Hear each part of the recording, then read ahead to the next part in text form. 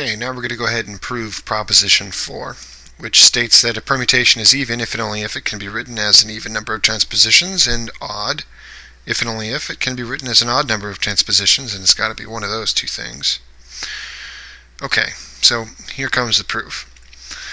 Given any permutation alpha on the set 1 through n to the set 1 through n, alpha can be written as the product of some number of adjacent transpositions. We already proved that fact a little ways back.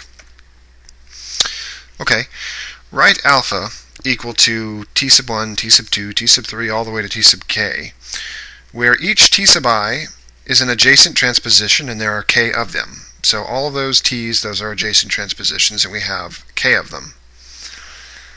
By theorem 3, if k is odd, then alpha can only be written as a product of an odd number of transpositions, and if k is even, then alpha can only be written as a product of an even number of transpositions.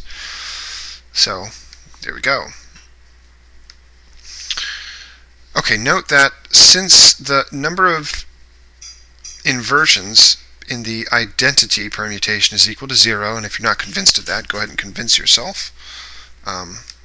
If you look at the identity permutation, there are no inversions. Just look at it. Anyway. Note that since the number of inversions in the identity permutation is 0, the identity permutation is even. And consider the number of inversions in alpha, which is equal to the number of inversions in alpha times the identity permutation. Consider that. Alpha has the effect of performing k adjacent transpositions on the identity permutation, and by proposition 2, transposing adjacent terms in a permutation k times has the effect of changing the parity k times. Okay, so by multiplying the identity by alpha, we add an odd number of inversions if and only if k is odd, and an even number of inversions if and only if k is even. Or I really should say we could be adding inversions or taking them away. It doesn't really matter. We're changing the parity k times. So we change it an odd number of times if k is odd, and we change it an even number of times if and only if k is even. That's, I guess, a more precise way of saying it.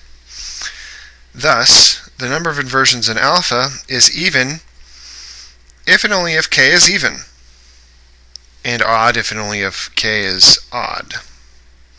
QED, that's that proof. Okay, now we'll go ahead and move on to another easier one.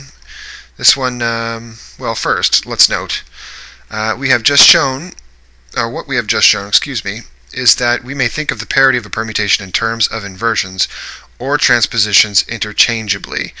If you recall, previously,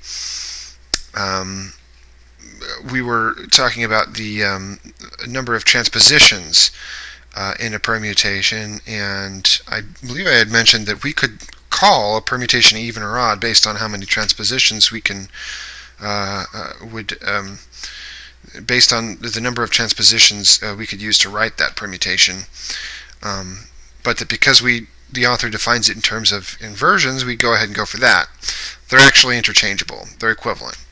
So we may switch from one paradigm to another where convenient, and I think usually we're just going to stick with inversions, but just note that. Alright, now a corollary.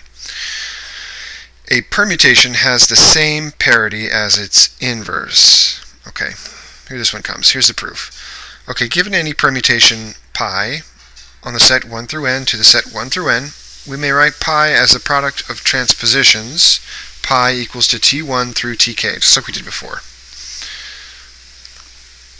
Now, the inverse permutation may be written pi inverse is equal to t sub k inverse times t sub k minus 1 inverse times blah blah blah blah blah, all the way to t sub 1 inverse. Basically what we've done is we just reverse the order, and instead of them, and now the t's are all the inverse t's.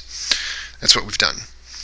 Okay, so now the inverse permutation may be written as pi inverse equals tk inverse all the way to t1 inverse, which may be verified by computing the products pi times pi inverse and pi inverse pi. Since pi and pi inverse can be written as a product of k transpositions, and by proposition 4, K determines the parity of pi and pi inverse, then pi and pi inverse must have the same parity. There you go.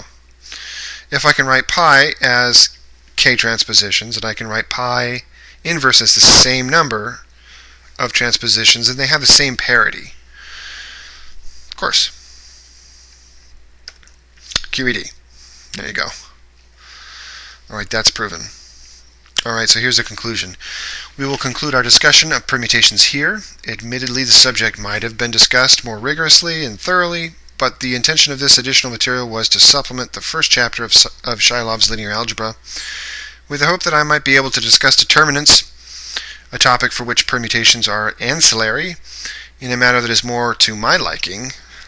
I hope that my approach was to your liking as well. So that concludes this section, and we'll go on to, I believe, in the next sections to talk about determinants and matrices. So we'll see you there.